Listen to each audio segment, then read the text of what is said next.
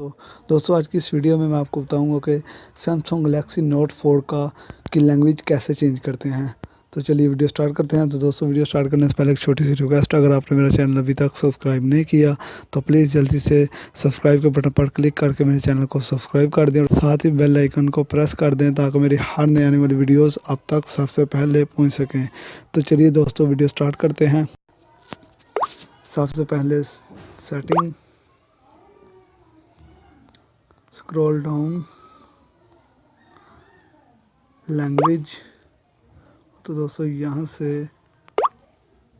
English,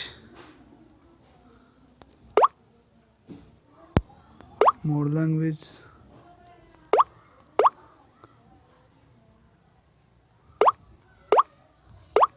English US. तो दोस्तों आप देख सकते हैं मेरी लैंग्वेज जो चेंज हो चुकी है। तो दोस्तों आई होप कि आपको ये वीडियो पसंद आई होगी। अगर वीडियो पसंद आए तो please like, comment and share this video.